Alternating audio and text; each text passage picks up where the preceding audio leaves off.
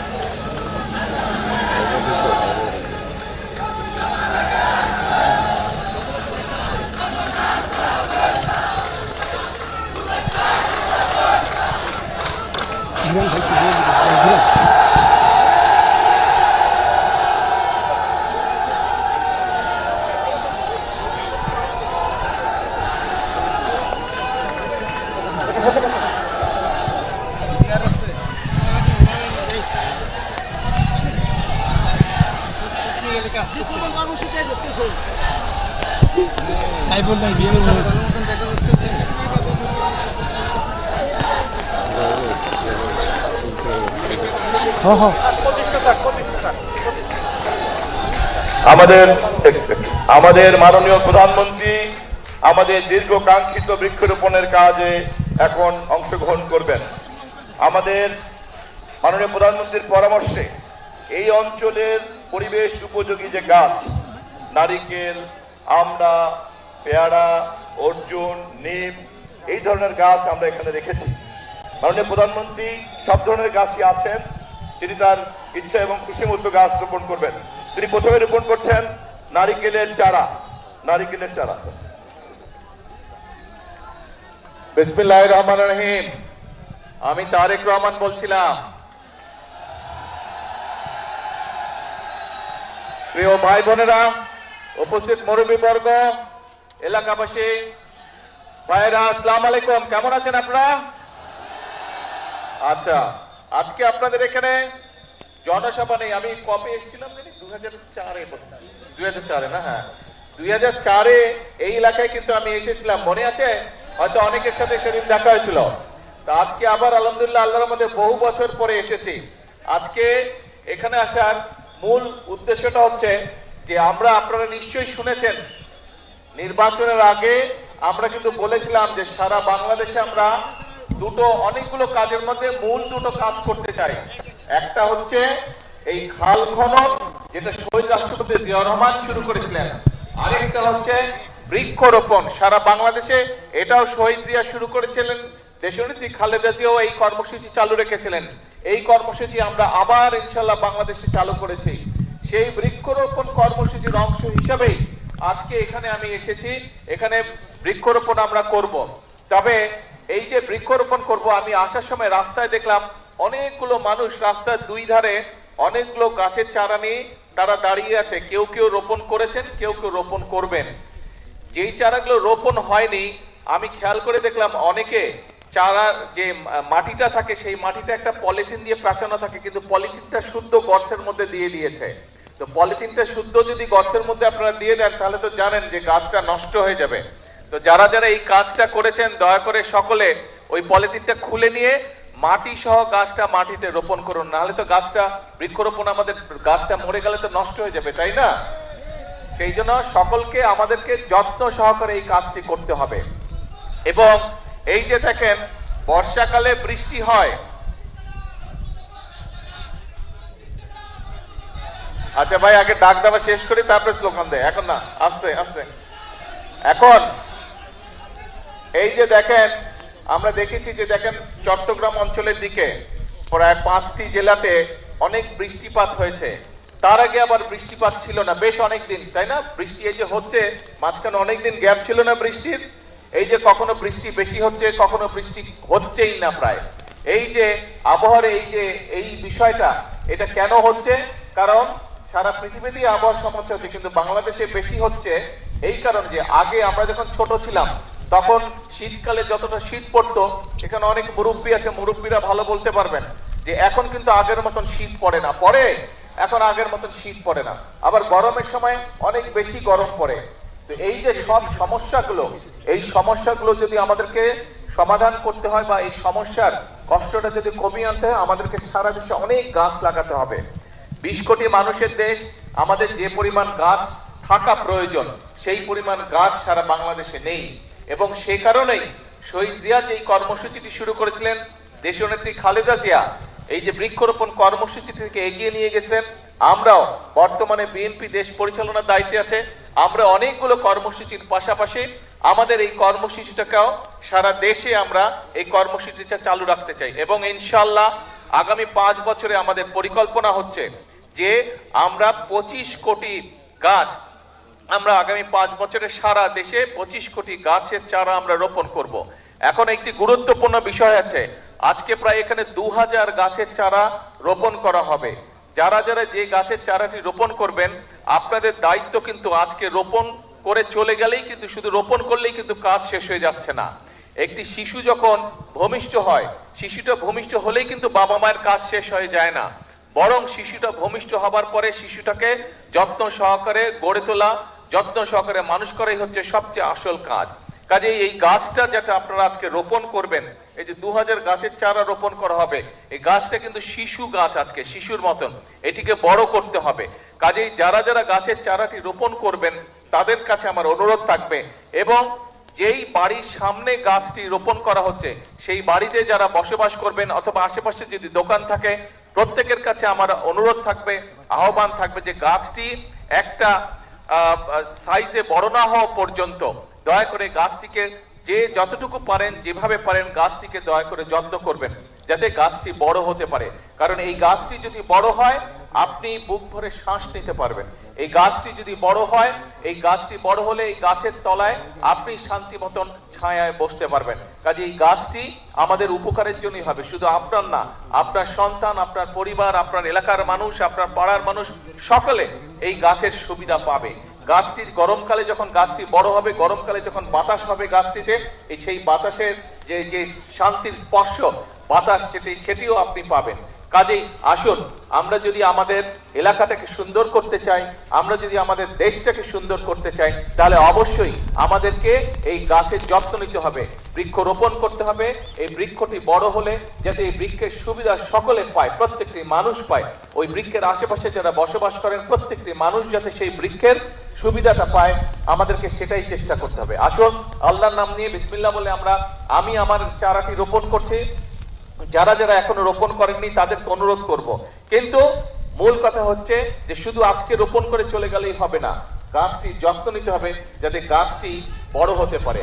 আপনি যেরকম সন্তানকে দেখেন বড় হতে, সন্তান যত বড় হয় আপনার বুকটা ভরে ওঠে আনন্দে, ঠিক এই গাছটি যারা যারা রোপণ করছেন বা গাছের যাদের দোকানপাট, বাসা বাড়ির আশেপাশে বা সামনে এই গাছের চারাটি রোপণ করার পরে গাছটি যখন বড় হবে, দেখবেন সন্তান বড় হওয়ার যে আনন্দ, ঠিক গাছটি যখন যত বড় হবে দেখবেন একই রকম আপনি আনন্দ পাবেন।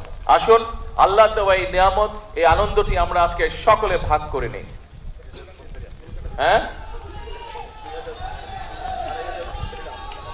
আপনারা আজকে যারা 2500, 2000 না, এখানে 2500 গাছ রোপণ করা হবে, যারা 2500 গাছের চারা রোপণ করবেন তাদের সকলকে আমি অনুরোধ করব, আসুন সুন্দরভাবে আমরা চারাটি রোপণ করি, আমরা একসাথে আজকে 2500 চারা রোপণ করি আগামী 2 মিনিটের মধ্যে। হ্যাঁ,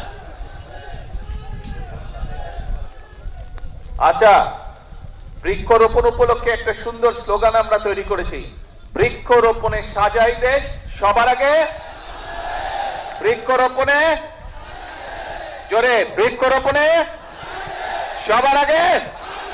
হলো না, আরো জোরে বলতে হবে, বৃক্ষরোপণে সবার আগে। ইয়েস, আসেন বিসমিল্লাহ বলে আমরা গাছের চারাটি রোপণ করি।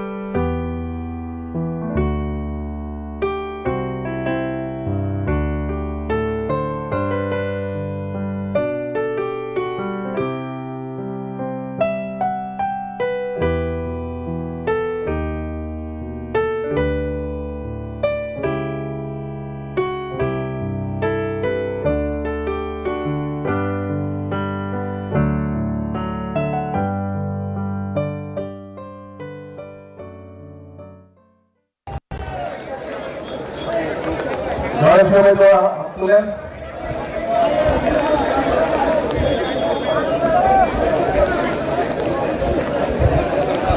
আলহামদুলিল্লাহ আলহামদুলিল্লাহ রাব্বিল আলামিন আসসালাতু ওয়াসসালামু আলা সাইয়্যিদিল মুরসালিন ওয়া আলা আলিহি يا حي يا قيوم يا حي يا قيوم يا حي يا قيوم وعلى آله وصحبه بارك وسلم يا حي يا قيوم يا حي يا قيوم يا حي يا قيوم برحمة السقيم يا ذا الجلال والإكرام يا ذا الجلال والإكرام يا ذا الجلال والإكرام يا أرحم الراحمين يا أرحم الراحمين يا أرحم الراحمين يا أول الأولين يا آخر الآخرين يا ذو القوة المتين يا راحم المساكين لا إله إلا الله الحليم الكريم سبحان الله رب العرش العظيم الحمد لله رب العالمين لا إله إلا أنت سبحانك إني كنت من الظالمين حسبنا الله نعم الوكيل نعم المولى نعم النصير يا رب كريم আমাদের এই কর্মসূচি আপনি কবুল আর মঞ্জুর করে নিন।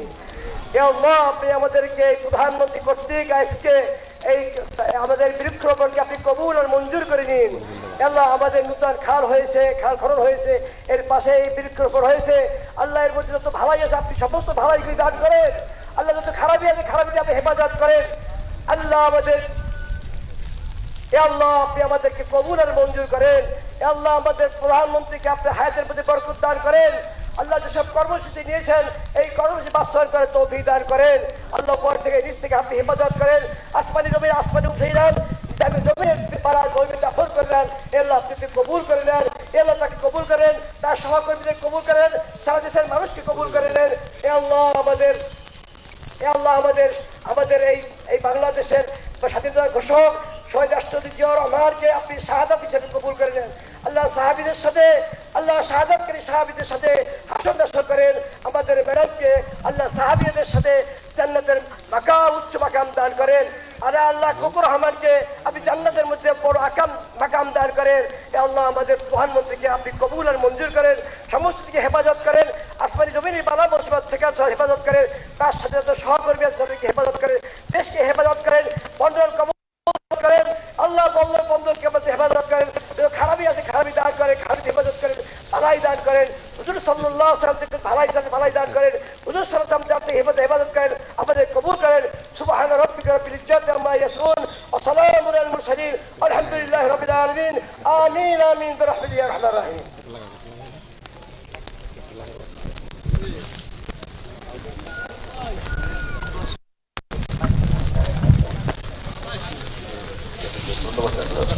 মাননীয় প্রধানমন্ত্রী আপনাদেরকে আবারও ধন্যবাদ জানাচ্ছেন।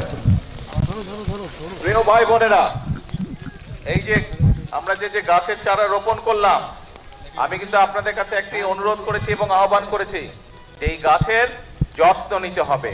এই গাছের যদি আমরা যত্ন নেই, গাছটি যখন বড় হবে তখন এটা কি অন্য দেশে বাতাস দিবে? অন্য দেশের মানুষকে বাতাস দিবে? কাকে বাতাস দিবে? এই এলাকার মানুষকে। এই গাছের সুফল যেটা সুফল আছে সেটা কে ভোগ করবে? এইটা ভোগ করবে মানুষ, এই এলাকার মানুষ ভোগ করবে। আরেকটি বিষয় আপনাদের সকলকে আমি বলতে চাই, একটি বিষয়, এই দেশটির মালিক কারা? আমরাটা কারা? এই দেশের জনগণ। এখন যেহেতু আপনারা এই দেশের জনগণ, এই দেশের মালিক, আপনি যেই ঘরের মালিক, যেই ঘরে আপনি থাকেন, সেই ঘরের যত্ন কে করে? সেই ঘরটি যদি ময়লা হয়ে যায়, কোন একটি খুঁটি দুর্বল হয়ে যায়, তো সেইটির যত্ন কে করে? ঠিকঠাক কে করে? ঘরের মালিক করে না? ঘরের মালিক করে। তো দেশটা যেহেতু আমাদের সকলের, এই দেশটার তো আমাদেরকে যত্ন করতে হবে। এই যে দেখেন খালটা, এই আমার সামনে ওইখানে একটা প্লাস্টিকের বোতল পড়ে আছে, তারপরে এখানে একটা প্লাস্টিকের বোতল পড়ে আছে। এই যে পত্রপত্রিকা খুললে আমরা দেখি বিভিন্ন জায়গায়, এই যে বর্ষার সময় এখন আমরা কি দেখি, বিভিন্ন জায়গায় পানি জমা হয়ে যাচ্ছে, হচ্ছে না? সেটি শহরেই হোক, গ্রামেই হোক, বিভিন্ন খাল বিল এগুলা বন্ধ হয়ে গেছে, পানি যেতে পারছে না ঠিকভাবে। এইটা দেখি না আমরা, এই সমস্যা হয় না? তো এখন এই যে সব জায়গায় যদি আমরা ময়লা ফেলি, আবর্জনা ফেলি, তাহলে এই খাল বিল সব ময়লা হয়ে যাবে, খাল বিল সব বন্ধ হয়ে যাবে। এবং খাল বিল যদি বন্ধ হয়ে যায় এই খালটি যদি চালু থাকে, এই খালে যদি পানি প্রবাহিত করে, উপকারটা কাদের হবে? এই এলাকার মানুষের হবে।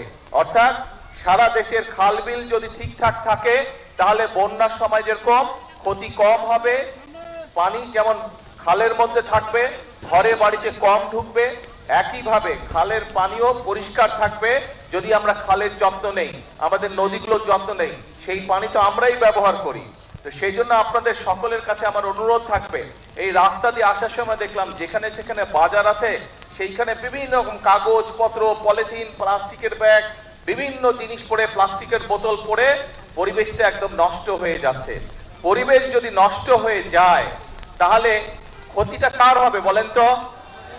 কারণ এই যে ঢাকা শহরে গেলে এই বিভিন্ন পরিবেশের কারণে ধোঁয়া, গাড়ির ধোঁয়া, ট্রাকের ধোঁয়া, ইঞ্জিনের ধোঁয়া, এই ময়লা মানুষের শ্বাস নিতে কষ্ট হয়। এই গ্রামে আসলে তাও কিছুটা ভালো লাগে, তাও কিছুটা বুক ভরে শ্বাস নেওয়া যায়।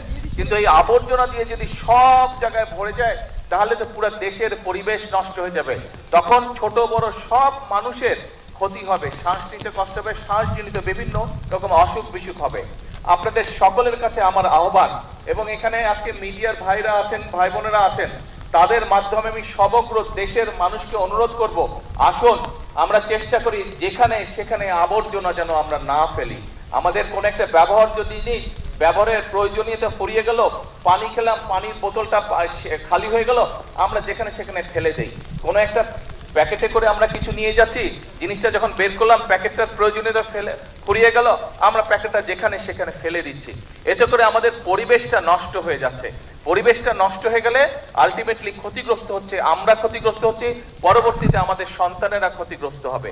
আসুন আমরা যদি নিজের ঘর নিজে পরিষ্কার না রাখি, নিজের দেশকে নিজে যদি ঠিক না করি, বাইরে থেকে তো কেউ এসে আমাদেরকে করে দিবে না। আমরা যখন ছবিতে দেখি, টেলিভিশনে বা অন্য জায়গায় যখন অন্য অন্য দেশের ছবি দেখি, আমরা মাঝে মাঝে বলি না, আহা ওদের রাস্তাঘাট কি পরিষ্কার, কি সুন্দর, বলি আমরা মাঝে মাঝে, মনের মধ্যে আসে না এই কথাটা? আসে এই কথাটা। কিন্তু ভাই ওদের দেশের রাস্তাঘাট তো ওরাই পরিষ্কার করে রাখে, এই অন্য জায়গা থেকে তো মানুষ গিয়ে করে না, তার দেশ সেই সুন্দর করে রাখে। আসুন না আমাদের দেশটাকে যদি সুন্দর করতে হয় তাহলে আমাদের সবাইকে চেষ্টা করতে হবে। আপনাদের বাড়িতে, একটা বাড়িতে যদি 5-7 জন মানুষ থাকে, আপনার পরিবারে তো 5-7 জন মানুষ থাকে না? এখন একজন মানুষ যদি সারাদিন বাড়ি পরিষ্কার করে আর বাকি 5-7 জন মিলে যদি সারাদিন ময়লা করে, ওই বাড়ি পরিষ্কার রাখা সম্ভব? ঘর পরিষ্কার গুছিয়ে রাখা সম্ভব? তো দেশটাও তো ঘরের মতনই।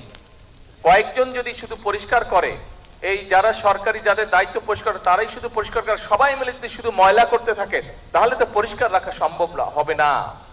আমাদের সকলকে মিলে পরিষ্কার করতে হবে। যেখানে ময়লা ফেলার জায়গা, সেই ময়লাটা সেখানেই ফেলতে হবে। আমরা যদি চারিদিকে ছড়িয়ে ছিটিয়ে ময়লা ফেলি, একদিকে যেরকম দেখতে খারাপ লাগবে, আপনারা তো বাসে করে বিভিন্ন জায়গায় যান না, বরিশাল সদরে যান, ঢাকায় যাচ্ছেন, বিভিন্ন জায়গায় যাচ্ছেন, বাসে করে যখন যাবেন দেখবেন যেখানে বাজার ঘাট, দোকানপাট আছে সেখানে ময়লা দিয়ে ভরা, সেখানে বিভিন্ন রকম আবর্জনা দিয়ে ভরা। ময়লা দেখতে কারো ভালো লাগে? তো ময়লা হলে কি হয়, পরিবেশটা ময়লা হয়ে যায়, দেখতেও ভালো লাগে না, দেখতেও ভালো লাগে না। তাহলে আসুন আমাদের দেশের যত্ন আমাদেরকে নিতে হবে, আমাদের দেশকে গড়ে তুলতে হবে আমাদেরকে। আমরা সবাই মিলে চেষ্টা করি, আমরা সবাই মিলে যদি সচেতন হই তাহলে আমরা আমাদের পরিবেশটা সুন্দর করতে পারবো। আমরা যদি আমাদের পরিবেশটা সুন্দর করতে পারি, আমাদের ভবিষ্যৎ বংশধররা একটা সুন্দর জায়গায় থাকতে পারবে। আমরা এইভাবে, এই যে খালের মধ্যে প্রয়োজন শেষ হয়ে গেছে, প্লাস্টিকের বোতল ফেলে দিয়ে গেছে, ওখানে আরেকটা প্লাস্টিকের পানির বোতল ফেলে দিয়ে গেছে, বিভিন্ন জায়গায় দেখবেন যে পলিথিন ফেলে দিয়ে গেছে, কাগজ ফেলে দিয়ে গেছে, ওই যে ওখানে খুব সম্ভব একটা সিগারেটের প্যাকেট পড়ে আছে। আসুন আজকে থেকে আমরা চেষ্টা করি আমরা যত্র তত্র ময়লা ফেলবো না। আমরা যত্র তত্র যেখানে সেখানে এই ধরনের জিনিসপত্র, প্লাস্টিকের বোতল, পলিথিনের ব্যাগ, আমরা এই সিগারেটের প্যাকেট, এগুলা যত্র তত্র ফেলবো না। যদি শেষ হয়ে যায়, যদি ফেলে দেওয়ার প্রয়োজন হয়, আমরা ধরে রাখবো, যখন একটি নির্দিষ্ট ময়লা ফেলার জায়গা পাবো আমরা সেইখানেই সেটি ফেলে দিব। আমরা কি এই প্রতিজ্ঞাটা করতে পারি, এই চেষ্টাটা করতে পারি কি ভাই? এই চেষ্টাটা আমরা করতে পারি? খুব কাজা। আমার পকেটে যদি হাত দেন, এই দেখেন টিস্যু বের হবে আমার পকেট থেকে। এই টিস্যু একটু আগে আমি যে মাটি নিয়ে হাত ধুয়ে, এখন এখানে তো টিস্যুটা ফেললে তাহলে তো আমি আপনাদের যা বলছি আমি নিজেই সেটা মানলাম না। সেই জন্য ছোটবেলা থেকে আমি অভ্যাস করে নিচ্ছি, যখন আমি টিস্যু ব্যবহার করি করে আমি আমার পকেটের মধ্যে রেখে দিই টিস্যুটা।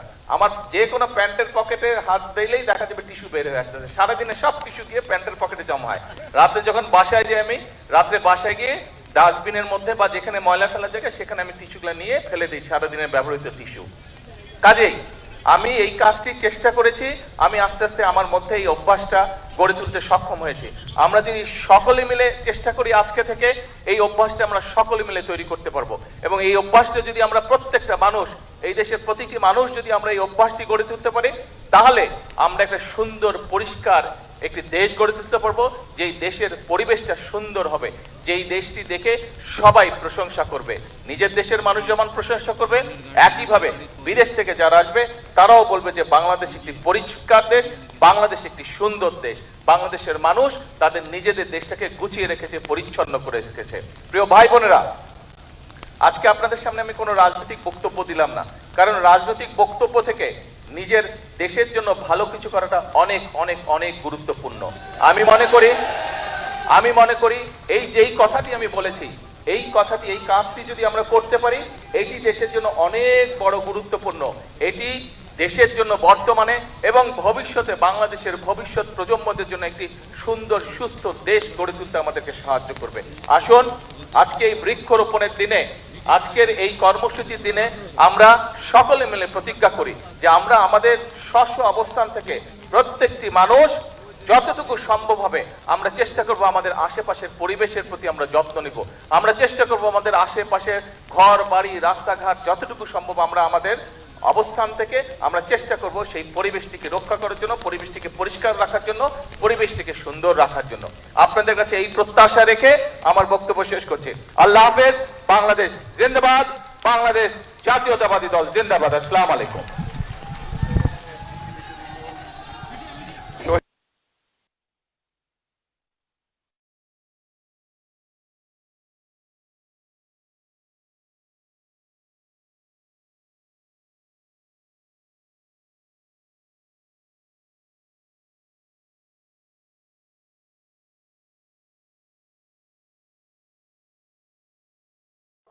গভীর কৃতজ্ঞতা মাননীয় প্রধানমন্ত্রীর প্রতি।